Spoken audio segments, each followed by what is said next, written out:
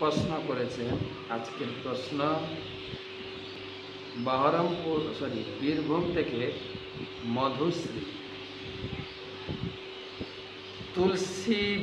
সকালবেলায় তুলসী তলায় গোবরের মারুলি দেওয়া যায়। মারুলি মানে গোবরের, তুলসী টবের নিচে মাটির গোবর জল দেওয়া যাবে। হ্যাঁ, গোবর তো গাছের জন্য একটা প্রকারের সার, টনিক।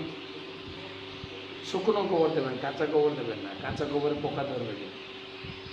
একদম শুকনো গোবর, তাকে গুঁড়ো করে গোড়ায় দিয়ে হালকা জল দিয়ে গাছ তাতে উজ্জীবিত হবে। মোটামুটি তুলসী হচ্ছেন বৃক্ষ বা গাছ, গাছের যেভাবে যত্ন নেওয়া দরকার সেভাবেই যত্ন নেওয়া। একটা প্রশ্ন এসেছে, আমি ভগবানকে শুধু ফল ভোগ লাগাতে পারি আর অন্ন ভোগ লাগাতে পারি না, চেষ্টা করেও পারছি না, আমি কি করব? প্রভু কৃপা করে বলুন। অবশ্যই যদি আপনার বাড়িতে অন্ন ভোগ দেওয়ার সম্পূর্ণ ব্যবস্থা না থাকে, আপনি ফল মিষ্টি ভোগ দিতে পারেন, ভোগ দেবেন। আর নিয়মিত গীতা পড়বেন আর হরিনাম করবেন। আর যদি আপনি মনে বাসনা করেন তাহলে ভগবান ধীরে ধীরে আপনার মনোবাসনা পূর্ণ করবেন। একদিন আপনি অন্নভোগ দিতে পারবেন। প্রশ্ন করেছে বিউটি কর্মকার।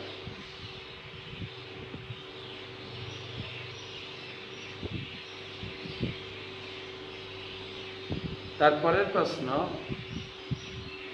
আমি নাম বলছি না প্রশ্নকর্তার। মহারাজ, আপনার চরণ কমলে দণ্ডবত প্রণাম। আমি একটি অত্যন্ত সমস্যায় পড়েছি। আমি 4 নিয়ম পালন করার চেষ্টা করছি আজ অনেক দিন ধরে। স্বামী, শাশুড়ি, আত্মীয় পরিজন কিছুতেই আমিষ ছাড়তে দিচ্ছেন না। বাড়িতে অশান্তি হচ্ছে। আমি কি করলে কৃষ্ণ প্রসাদ পেতে পারি? দয়া করে পথ প্রদর্শন করুন। আমি আপনাকে প্রথমে অনুরোধ করব, বাড়িতে কোনো প্রকার অশান্তির কারণ না করতে। যদি বাড়ির লোক আমিষ খেতে আপত্তি বা আমিষ চালু করতে নিরামিষ খেতে আপত্তি বা নিরামিষ চালু করতে আপত্তি থাকে, একটু ধৈর্য ধরুন, সবার সঙ্গে মিলেমিশে চলুন, হরিনাম করুন, গীতা পড়ুন। ধীরে ধীরে আমরা যেরকম পড়ছিলাম রঘুনাথ দাস গোস্বামীর কাহিনী, স্থির হইয়া ঘরে যাও, না হও পাতুর। ভিতরে আপনি বৈরাগ্য রাখেন, বাইরে একদম পরিবারের লোকের সঙ্গে মিশে যায়। অশান্তির কোনো কারণ নেই। কেন অশান্তি করেন? ভক্তিটা অনেকটা নিজের ইচ্ছার উপর নির্ভর করে। ভগবানের কাছে প্রার্থনা করুন, ভগবান হৃদয় থেকে অনুপ্রেরণা দেবেন, তখন সব কিছু করতে পারবেন। এখন যদি আমিষ ছাড়তে না পারে, হরিনাম করুন, হরিনাম করুন, গীতা পড়ুন, একদম ঘরের সঙ্গে মিলেমিশে।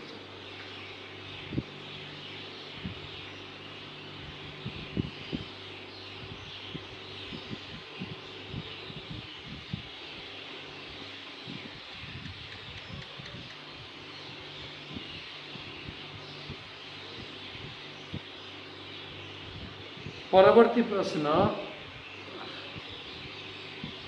সুমন দেবনাথ, খুপিলং থেকে বলছি, ত্রিপুরা। মহারাজ, আমি যখন গীতা পড়ি বা আপনার ক্লাস নিয়মিত শুনি, তখন আমাদের মন কৃষ্ণ কথা শুনতে চায়, কিন্তু এরপর যখন আমরা জাগতিক কার্যকলাপে যুক্ত হয়ে যাই, আর মনের মধ্যে চৈতন্যবোধ থাকে না। কেন? ভালো প্রশ্ন।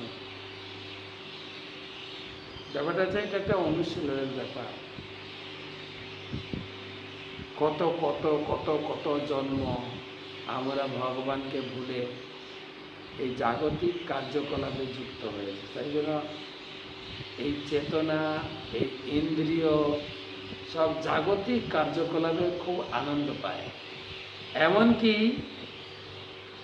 আমরা দেখেছি নিজের অনুভব, মন্দির দর্শন করতে গিয়েও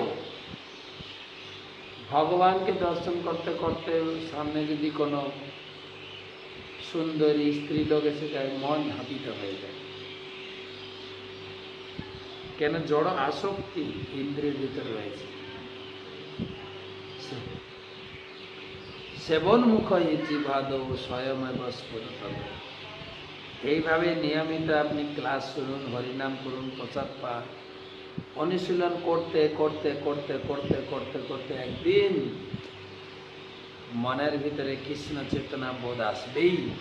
যেরকম ধ্রুবের ক্ষেত্রে এমনভাবে কঠোর সাধনা করলেন, গুরুদেবের আজ্ঞায়, গুরুদেবের কৃপায় এবং নিজের দৃঢ়তায়, কিভাবে তার সমস্ত ইন্দ্রিয় ভগবানের রূপে আবদ্ধ হয়ে গেছে। অভ্যাস করতে করতে হবে, অভ্যাস হচ্ছে না? গাইতে গাইতে গায়ক, বাইতে বাইতে বাদক, মানে বাজাতে বাজাতে বাদক, পড়তে পড়তে পাঠক, সাধনা করতে করতে সাধক বনে যাবে। এটা 19 এমনি একজন ডাক্তার হতে, একজন ইঞ্জিনিয়ারিং হতে 25-30 বছর সাধ্য সাধনা করতে হয়, পড়াশোনা করতে হয়। কমপক্ষে ততটাই তো করি। ভগবানকে পেতে গেলে 2-4 দিন, 2-4 বছর, 10 বছর হরিনাম করলেই কি সফল হতে পারবো? ধ্রুব মহারাজ 6 মাসে সিদ্ধিপ্রাপ্ত হয়েছিলেন, তার কঠিন অধ্যবসায়, কঠিন সাধনা। আমরা ততটা দৃঢ়ব্রত হতে পারি, সময় লাগে। কিন্তু সিদ্ধি আমরা লাভ করবো, এটা নিশ্চিত। ততটাই ভক্তিযোগের গ্যারেন্টি। বহুপাল লিখছেন তার।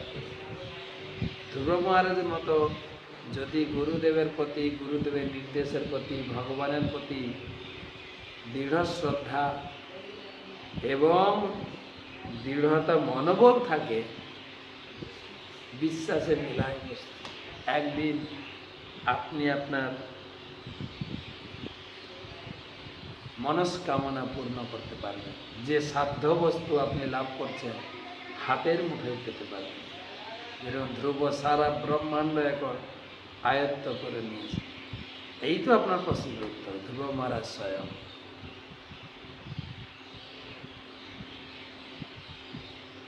একটু সময় সাপেক্ষ, এতটা বিচলিত না হয়ে স্টেবল, স্থির, ধীরে ধীরে ধীরে ধীরে ক্রমে ক্রমে ক্রমে পায় ভবসিন্ধু।